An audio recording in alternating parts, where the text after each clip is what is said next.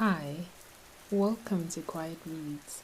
I hope your tea is warm and you're ready to get started. Let me confess. I grew up pretty much alone, close to zero friends, so university excited me. I moved in with three roommates and I became especially close with one. He became my best friend. We bonded over the fact that we both had difficult childhoods and parents who didn't seem to show up for us. He once said to me I was the brother he wished he had growing up. I repaid that love by stealing from him. It started so small, I almost did not notice I was doing it. As we usually did on Friday nights, we decided to order pizza. The plan is always 50-50. He pays, then I give him my half later, or I pay and he gives me my half later. That night, it slipped my mind. A few days passed, and I realized he never asked me for the money. He also forgot. I should have said something, but I decided to keep quiet. The next Friday came around and we decided to get food again. I'll spot you later, I said to him, knowing full well he would pay and maybe forget to ask me to reimburse him. I continued this a couple more times, spread out over months, not enough to be obvious, just enough to save myself $50 here and there. I told myself I was struggling financially, that I needed this money, that it was harmless, but that was a lie. I wasn't that broke, and even if I was, that does not justify what I was doing. I chose to order food. If I couldn't afford it, I should have easily said to my friend, Mate, not tonight. I can't order.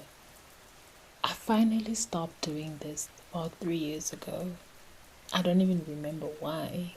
Maybe the guilt finally got to me, or maybe I just got better at managing my money. But I never told him this. I've been too ashamed, too terrified that if he knew, he would cut me out of his life, and he would have every right to.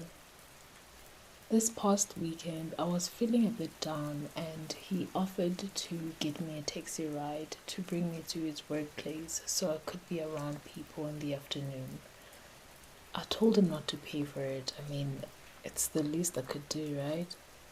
But when I got to his work, I realized I did not have enough cash to pay for the driver. So he covered for it, told me not to worry about it, but I insisted that I will pay him back when we got home. And that's exactly what I did. But do you want to know what brought me to this forum? For a brief, terrible moment, I thought about not paying him back. I thought, he won't remember. He never does. Well, that was the first confession of the night, and I hope he's still with me. I apologize if some of the words are not coming as direct as they should be. I've always loved sharing my opinions on certain topics, politics, books. So I created a Twitter account, but I didn't get any interaction. Nothing. It felt like shouting into a void. No one cared, no one listened.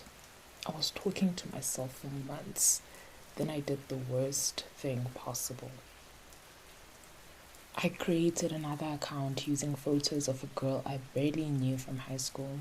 We had never been friends, maybe spoken twice. There was a clear distance between us.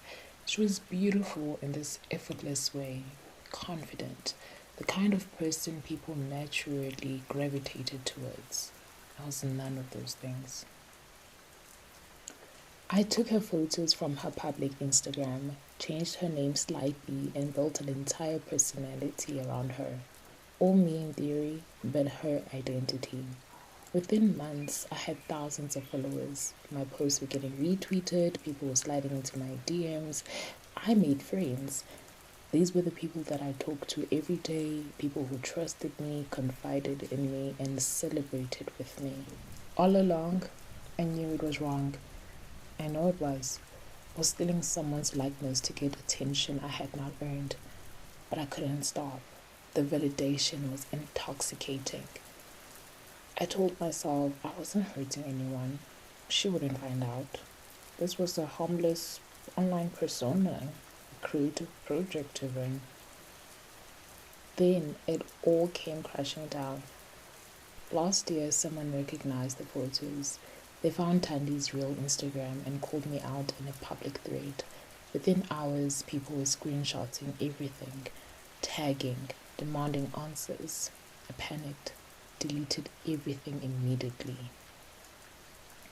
Losing the likes, followers, and the genuine people I met over the 3 years was nothing compared to what happened days later.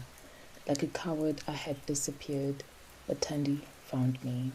I expected her to be angry, to threaten legal action, call me a psychopath, but she wasn't angry. She was hurt.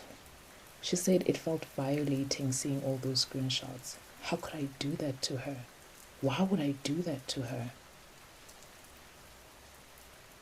And folks, that's all I have to confess tonight. I hope you enjoyed tonight's confessions, and if not, please let me know. I always want to improve. To my 15 subscribers and viewers, I know it's still missing. Please bear with me, and thank you for being patient. Until Thursday, sip some tea and relax to the rain. Bye.